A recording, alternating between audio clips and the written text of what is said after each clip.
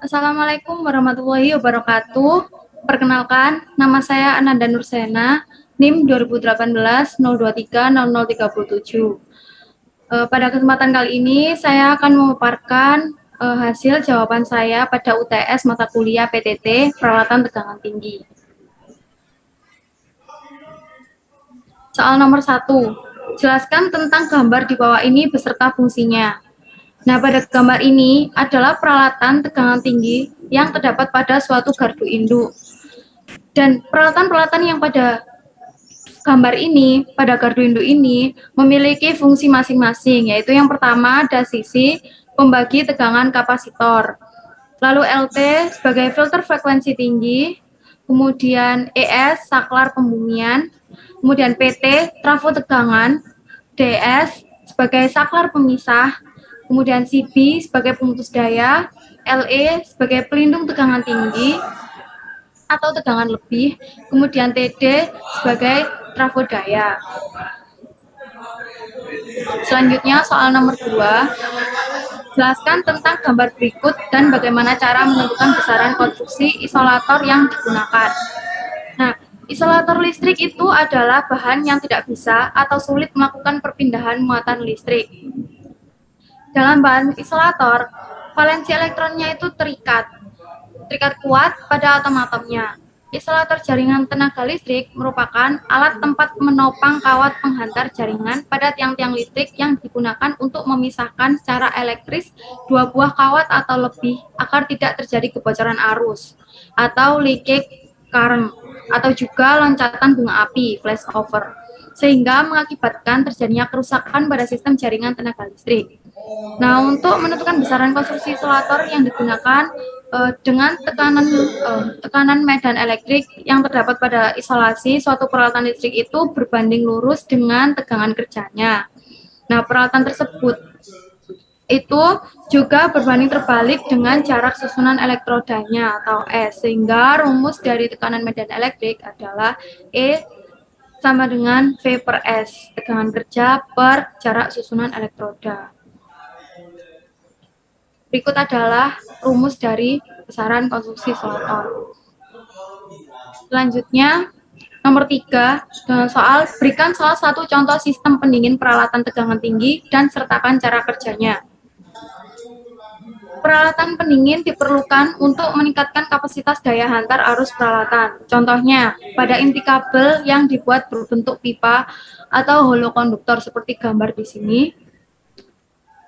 Dan pada bagian dalam pipa itu dialirkan air pendingin atau dengan memasukkan kabel ke dalam suatu pipa yang dialiri air pendingin. Itu adalah cara kerja dari pipa holokonduktor atau sistem pendingin dari peralatan tegangan tinggi.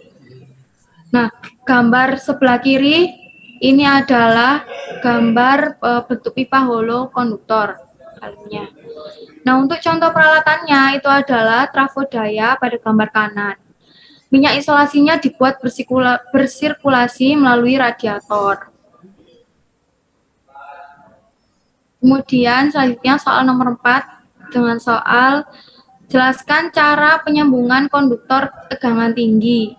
Nah, ada dua jenis teknik penyambungan konduktor penghantar ACSR dan TACSR, yaitu yang pertama, sambungan dengan puntiran, dan yang kedua ada sambungan dengan pres. Nah, sambungan dengan pres itu ada yang selongsong steel dan juga selongsong aluminium. Nah, sambungan konduktor dengan penghantar pres itu yang biasanya digunakan. Nah, terdiri dari dua. Yang pertama ada selongsong steel yang berfungsi untuk menyambung steel atau bagian dalam konduktor penghantar ACSR dan TACSR. Dan juga yang kedua ada selongsong aluminium yang berfungsi untuk menyambung aluminium atau bagian luar konduktor penghantar ACSR dan TACSR. Selanjutnya nomor 5. Jelaskan fungsi pemutus daya pada gambar berikut. Nah, gambar ini menjelaskan tentang peranan pemutus daya dalam pemeliharaan komponen sistem tenaga listrik. Untuk sistem tenaga listrik di sini banyak pemutus daya bernomor 1, 2, sampai juga dengan 9. Nah, dimisalkan F ini yang saya lingkari adalah suatu gangguan, maka generator ini tidak bisa tidak bisa menyalurkan daya sampai dengan beban load 1 dan load 2 di sini. Nah, pemutus daya di sini jika pemutus daya yang nomor 1 dan juga nomor 6 ini diaktifkan atau terbuka, maka suatu sistem yang ada di sini tidak akan terganggu, tetapi daya dari generator ini tidak bisa disalurkan sampai dengan load. Nah, fungsi dari pemutus daya pada sistem ini bisa dilakukan jika gangguannya di F ini yang digunakan adalah pemutus daya 2 dan juga 3. Nah, jika pemutus daya 2 dan 3 ini terbuka, maka penyaluran daya dari generator 1 dan generator 2 akan bisa sampai ke beban 1 dan beban 2, load 1 dan juga load 2, sehingga sistem ini akan tetap stabil. Begitulah fungsi dari pemutus daya pada gambar ini. Selanjutnya, soal nomor 6, sebutkan komponen-komponen pada gambar di bawah ini dan jelaskan pula cara kerjanya. Komponen pada gambar di bawah ini adalah yang pertama, nomor 1 adalah kontak tetap, yang kedua kontak bergerak, yang ketiga bilik kontak, yang keempat tungkai penggerak kontak, yang kelima bushing, yang keenam tangki berisi minyak isolasi, dan yang terakhir nomor 7 penggerak mekanik. Nah, prinsip kerja dari pemutus daya minyak ini terbagi menjadi dua, yaitu yang pertama berdasarkan bantuan isolator tembus dan yang kedua berdasarkan bantuan medan magnet. Cara kerja pemutus daya minyak dengan bantuan isolator tembus yang pertama, yaitu tegangan fasa dimasukkan dan dihubungkan dengan suatu kontak yang letaknya permanen. Kontak lainnya memiliki sifat dapat bergerak, menutup, dan membuka rangkaian listrik. Kontak yang bergerak dikendalikan oleh relay. Busur api yang timbul dipadamkan oleh gas minyak yang muncul bersamaan dengan busur api. Nah, yang kedua, berdasarkan bantuan medan magnet, yaitu ukuran busur api dipanjangkan dan ditiup ke plat isolasi, sehingga tumbukan antara busur api dan plat isolasi akan menyebabkan busur api patah dan menjadi dingin. Nah, pemutus daya minyak ini memiliki kelemahan, yaitu mudah terbakar. Pemutus daya minyak tidak dapat digunakan pada kondisi hubung singkat yang sangat besar. Pada kondisi tertentu, pemutus daya minyak dapat meledak dan menyebabkan kebakaran. Minyak di dalamnya dapat tersembur ke segala arah sehingga menjadikannya sekitarnya kebakaran. Selanjutnya, soal nomor 7, jelaskan hubungan relay dengan pemutus daya berikut. Hubungan relay dan pemutus daya ini saya misalkan terjadi hubung singkat terjadi pada fasa R. Nah, akibatnya arus di fasa R melonjak relatif besar. Arus yang besar ini melalui kumparan primer CT1, Akibatnya arus yang mengalir di kumparan sekunder CT1 dan relay R1 juga semakin besar. Nah, jika arus tersebut melebihi setting arus relay, maka relay bekerja menutup kontak K1 di sini. Akibatnya arus mengalir pada kumparan pemutus TC di sini, sehingga tungkai kumparan pemutus G tertarik ke atas. Maka akibatnya tungkai kontak bergerak TP tertarik ke kiri. TP ini tertarik ke kiri sehingga kontak bergerak KB ini akan menjauh dari kontak tetap atau KT. Nah, dengan kata lain, kontak pemutus daya akan terbuka. Selanjutnya, nomor 8, jelaskan apa yang dimaksud ionisasi, deionisasi, dan emisi, serta bagaimana proses pembentukan dan pemadaman busur api. Yang pertama, ionisasi. Ionisasi yaitu terlepasnya elektron dari ikatan atom netral menjadi elektron bebas. Nah, di sini ada gambarnya untuk ionisasi. Kemudian untuk deionisasi, yaitu suatu elektron bebas yang bergabung dengan suatu ion positif yang akan menghasilkan suatu molekul netral. Kemudian yang terakhir ada emisi, peristiwa pelepasan elektron dari permukaan suatu logam menjadi elektron bebas di dalam gas. Di sini ada gambarnya dari proses emisi. Kemudian untuk proses terbentuknya busur api, yaitu arus yang sebelumnya mengalir pada kontak akan memanaskan kontak dan menghasilkan emisi termis pada permukaan kontak. Sedangkan medan elektrik menimbulkan emisi medan tinggi pada kontak katoda atau K. Kedua emisi ini menghasilkan elektron bebas yang sangat banyak dan bergerak menuju kontak anoda atau A. Elektron-elektron ini membentur molekul netral media isolasi di kawasan positif. Benturan-benturan ini akan menimbulkan proses ionisasi. Dengan demikian, jumlah elektron bebas yang menuju anoda akan semakin bertambah dan muncul ion positif hasil ionisasi yang bergerak menuju katoda perpindahan elektron bebas ke anoda yang menimbulkan arus dan memanaskan kontak anoda. Nah, ion positif yang tiba di kontak katoda akan menimbulkan dua efek yang berbeda.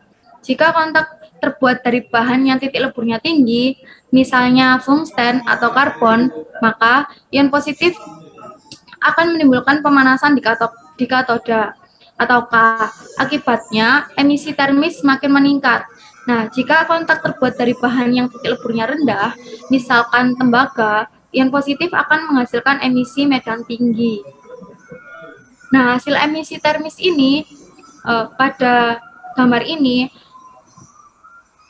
dan emisi medan tinggi itu akan menimbulkan proses ionisasi yang berkelanjutan, sehingga perpindahan muatan antar kontak terus berlangsung, sehingga hal itu disebut busur api.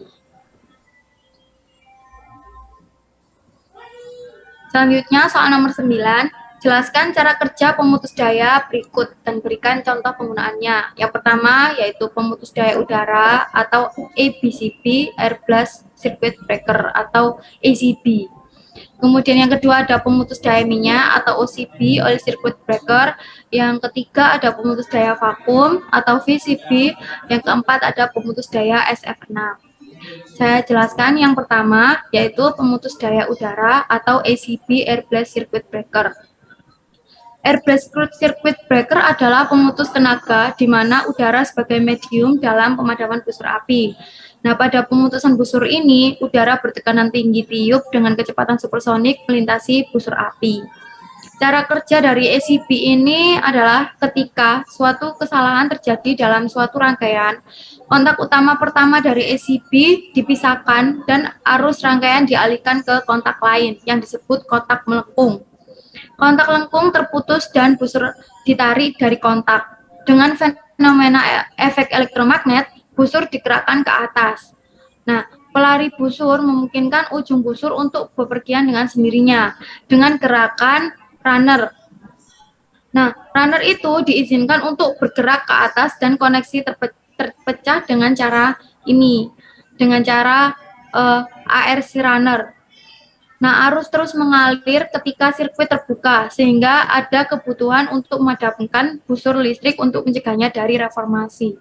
Nah, bahan dielektrik yang berbeda seperti minyak atau gas digunakan dan untuk memutus sirkuit udara. Udara atmosfer digunakan sebagai dielektriknya. Nah, udara bertindak sebagai resistensi terhadap busur. Udara bertindak sebagai isolator dan memaksa busur untuk memadamkan lebih cepat. Hal itu juga mencegah busur untuk reformasi ketika mencapai nol dalam hal arus balik-balik selama perubahan dalam siklus. Kemudian pemutus daya selanjutnya yaitu pemutus daya minyak atau OCB, Oil Circuit Breaker. Nah, OCB adalah jenis pemutus sirkuit yang dimana oli digunakan sebagai media pendinginan busur serta media isolasi antara kontak pembawa arus dan bagian pemutus yang dibumikan. Cara kerja dari OCB yaitu minyak pada oil circuit breaker berfungsi ketika busur listrik ditarik di bawah minyak. Kemudian busur menguapkan minyak dan menciptakan gelembung besar hidrogen yang mengelilingi busur. Minyak yang mengelilingi gelembung menghantarkan panas dari busur sehingga dengan demikian hal tersebut berkontribusi terhadap deionisasi dan terjadinya kepunahan busur api. Nah, untuk penggunaan dari OCB ini juga sama seperti ACB tadi, yaitu digunakan dalam mekanisme switching dan perlindungan sistem kelistrikan sebagai PMT atau pemutus tenaga listrik. Berikutnya ada pemutus daya vakum atau VCB, Vacuum Circuit Breaker. Nah, Vacuum Circuit Breaker adalah semacam pemutus sirkuit di mana pendinginan busur terjadi dalam ruang hampa. Untuk teknologi vakum tegangan tinggi telah dikembangkan tetapi tidak layak secara komersial. Nah, untuk cara kerja dari VCB, yaitu ketika dua bidang kontak tatap muka, maka dipisahkan satu sama lain. Mereka tidak dapat dipisahkan secara instan. Bidang kontak pada wajah kontak berkurang dan akhirnya sampai pada suatu titik dan akhirnya mereka tidak tersentuh. Pada saat detauching kontak dalam ruang hampa, arus melalui kontak terkonsentrasi pada titik kontak terakhir pada permukaan kontak dan membuat titik panas. Karena vakum adalah logam, pada permukaan kontak mudah menguap karena titik panas itu dan membuat media penghantar untuk jalur busur. Kemudian busur akan dimulai dan dilanjutkan sampai erupsi zero, sehingga busur api akan dingin. Nah, untuk penggunaan VCB itu digunakan dalam mekanisme switching dan perlindungan sistem kelistrikan sebagai pemutus tenaga listrik. Kemudian pemutus daya yang terakhir ada pemutus daya SF6. Nah, SF6CB ini adalah pemutus sirkuit di mana kontak pembawa arus beroperasi di heksafluorida belerang atau gas SF6, dikenal sebagai SF6 sirkuit pemutus. Cara kerja dari SF6CB yaitu dari generasi pertama itu sederhana, yaitu batas tertentunya mirip dengan ledakan udara pemutus sirkuit. Nah, gas SF6 itu dikompresi dan disimpan dalam reservoir tekanan tinggi. Selama operasi SF6 sirkuit pemutus gas ini sangat padat. Kemudian dilepaskan melalui busur di breaker dan dikumpulkan untuk waduk tekanan yang relatif rendah. Kemudian dipompa kembali ke reservoir tekanan tinggi untuk kembali memanfaatkannya sehingga busur api akan dingin. Untuk penggunaan SF6CB itu digunakan dalam mekanisme switching dan perlindungan sistem kelistrikan sebagai PMT atau pemutus tenaga listrik. Kemudian soal terakhir, soal nomor 10, carilah contoh penggunaan kabel tegangan tinggi 150 kV untuk kabel berisolasi dan kabel telanjang, serta jelaskan berdasarkan datasheet-nya. Untuk kabel tegangan tinggi 150 kV, untuk kabel berisolasinya adalah kabel NF2X, kemudian yang kabel telanjangnya yaitu kabel BC atau bare conductor. Untuk kabel berisolasi ada NF2X, nah dia adalah penghantar tembaga yang dipilih dengan isolasi XLPE, sering juga disebut sebagai kabel udara. Nah, penggunaan dari kabel berisolasi ini atau NF2X yaitu untuk digunakan dalam distribusi tegangan sistem yang ditujukan untuk urban dan rural electrification skema. Untuk datasheet dari NF2X ini, nah untuk kabel berisolasi atau NF2X adalah kabel berpenghantar tembaga yang dipilih dengan isolasi XLPE, sering juga disebut sebagai kabel udara. Nah, penggunaan dari kabel berisolasi ini atau NF2X digunakan dalam distribusi tegangan sistem yang ditujukan untuk urban atau rural electrification skema. Untuk datasheet dari kabel NF2X ada pada link ini, akan saya tunjukkan setelah ini. Kemudian untuk kabel telanjangnya ada yaitu kabel BC atau bare copper. Nah, kabel BC itu adalah jenis kabel grounding yang tidak memiliki isolator alias telanjang. Jadi, jenis kabel ini hanya terdiri dari inti kabel saja yang disebut bare core. Nah, untuk penggunaan dari kabel BC yaitu sering digunakan pada penghantar penurunan atau down conductor. Instalasi penangkal petir jenis runcing atau konvensional, atau juga lebih sering digunakan dalam grounding system atau sistem pembunyian. Nah, untuk datasheet dari kabel BC dan juga yang kabel berisolasi tadi, yaitu, nah untuk kabel yang berisolasi atau NF2X, di sini tertera bahwa dia diisolasi oleh XLPE. Kemudian untuk aplikasinya digunakan sebagai distribusi tegangan sistem.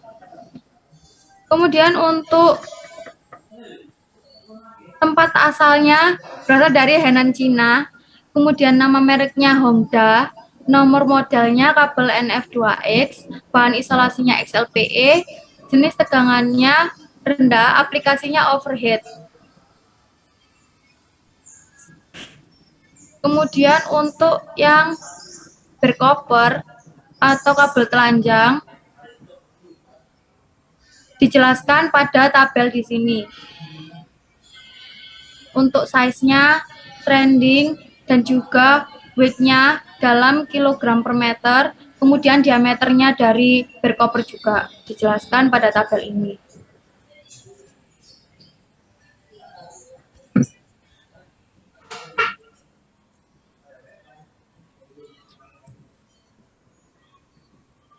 Sekian penjelasan UTS mata kuliah PTT. Terima kasih. Wassalamualaikum warahmatullahi wabarakatuh.